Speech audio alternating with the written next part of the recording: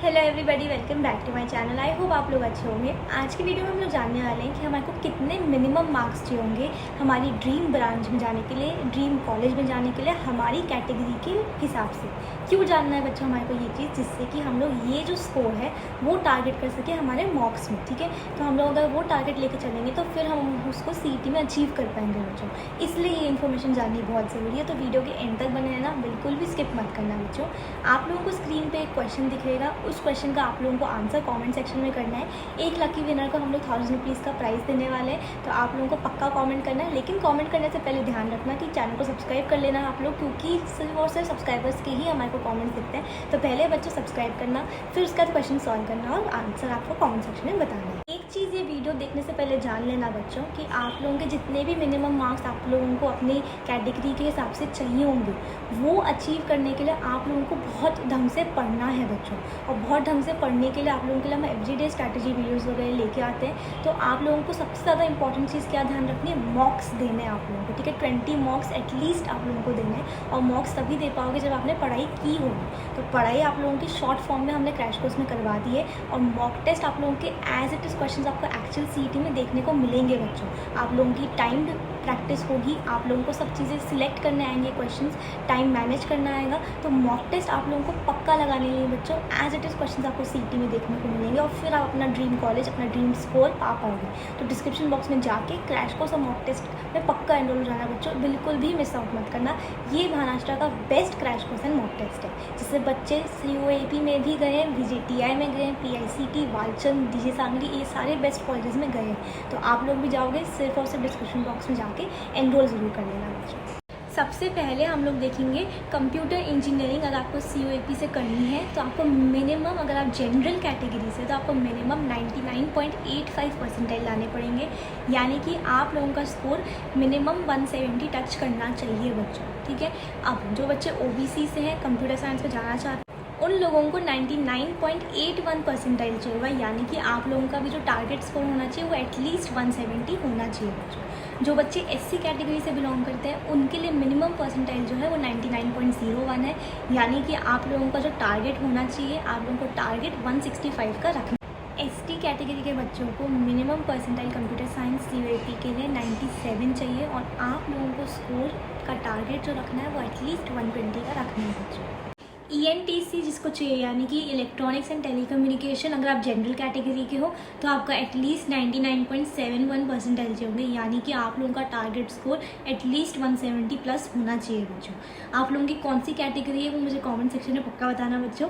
OBC के बच्चों को चाहिए 99.66, यानी कि आपका भी 165 से 170 के बीच में टारगेट तो होना ही होना चाहिए। अगर आप लोग SC कैटेगरी से, तो आप लोगों को परसेंटाइल जो चाहिए होगी वो 98 परसेंटाइल के ऊपर चाहिए होगी। यानी कि आप लोगों का टारगेट 160 प्लस होना चाहिए बच्चों।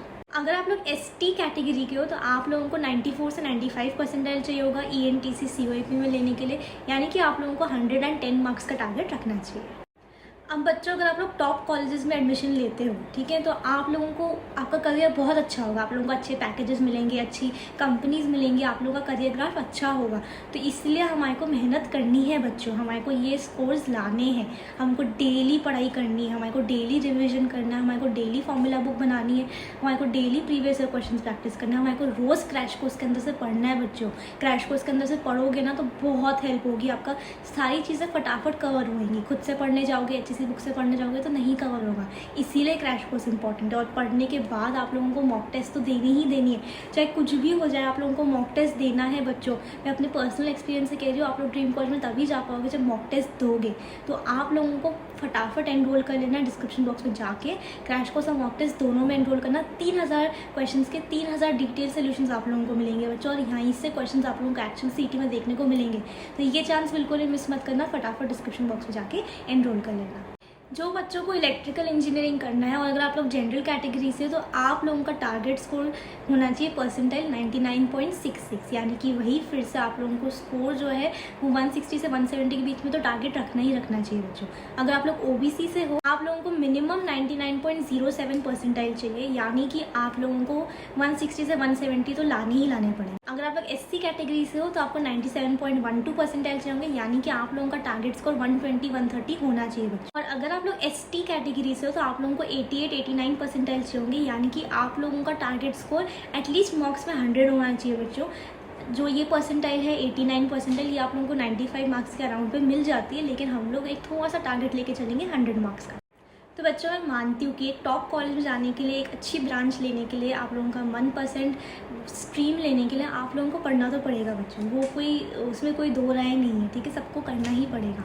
और मेरे को पता है हर एक बच्चा कर सकता है। हम लोगों को मोटिवेटेड रहना है। कमेंट सेक्शन में किलेट टाइप करो बच्चों, हम सारे के सारे एग्जाम को फोड़ने वाले हैं, तो बिल्कुल भी टेंशन नहीं लेना है। ये परसेंटाइल सुन के आप लोगों को डिसहार्टन नहीं होना है, डीमोटिवेटेड नहीं होना है, बल्कि मोटिवेटेड होना है कि हाँ हम लोग रोज़ मॉक्स देंगे और इतना अच्छा स्कोर लाएंगे।